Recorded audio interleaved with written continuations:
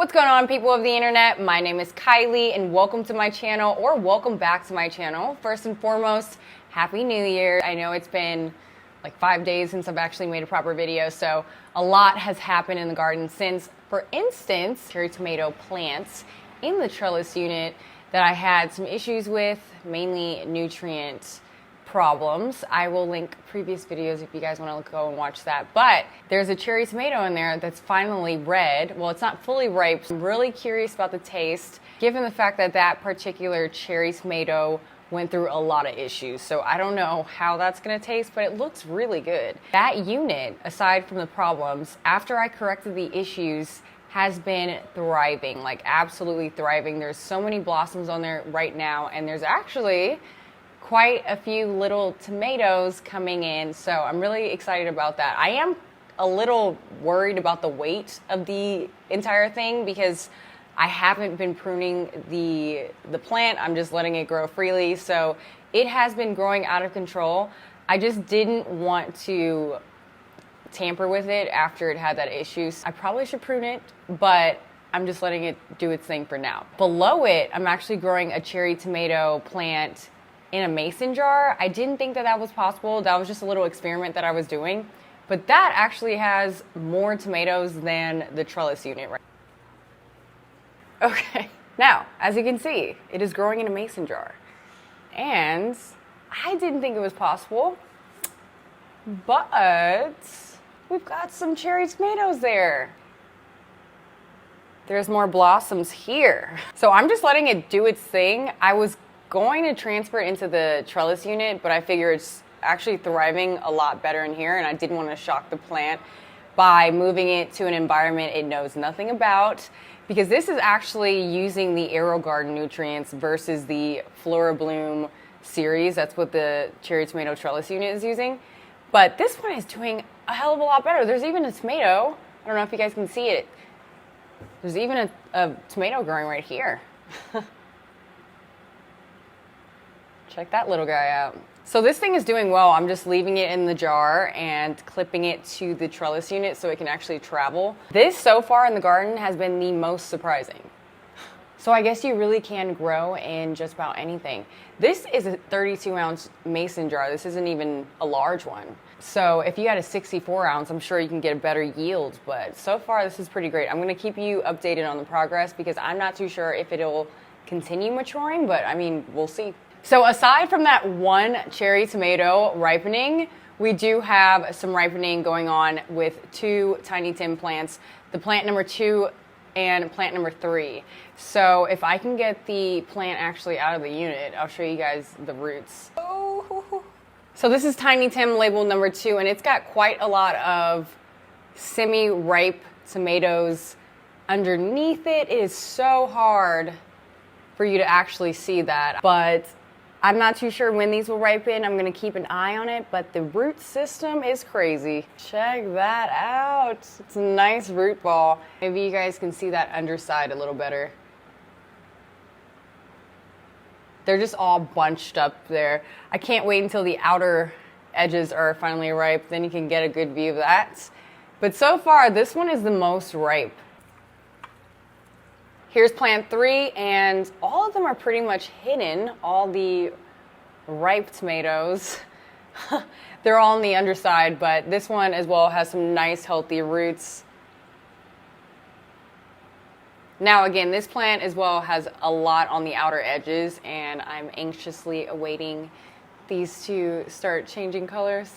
I was surprised I managed to leave some on the first one, but I did drop one Tiny Tim tomato. So the monster Tiny Tim behind me has yet to actually have ripe tomatoes, but it has grown quite a lot since our last update.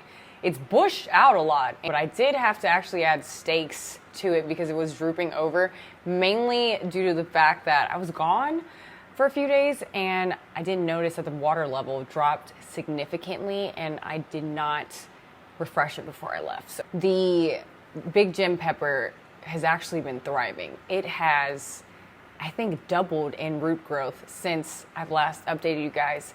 And I did lose a few peppers on the actual plant, one due to clumsiness, and then 2, I think it was due to like a nutrient issue that the one just decided to drop off. The remaining one looks like it's going to drop off too. I'm not too certain, but I'm pretty sure it will, but it's growing a lot of buds, so I'm really not worried about it. If I lose a couple, you know, during the transplant, I think the plant was probably shocked from moving from the, I think that plant was in a Kratky jar, or no, that plant was actually in a system. So I moved it from the AeroGarden system to a 5-gallon bucket, and I think it just kind of shocked itself. So I did end up transferring 2 of the banana peppers that were in the mason jars into the Rain Point. I was going to say AeroGarden, into the Rain Point system. So they're doing a lot better being in a system like that, obviously because the roots are being pumped with oxygen and the water circulating, so it's a lot better, and it's got more room to grow. Okay, so here are the banana pepper roots. Pepper roots are always so small, but they're looking pretty good. Nice and healthy. They already have a couple blossoms under there, or flower buds.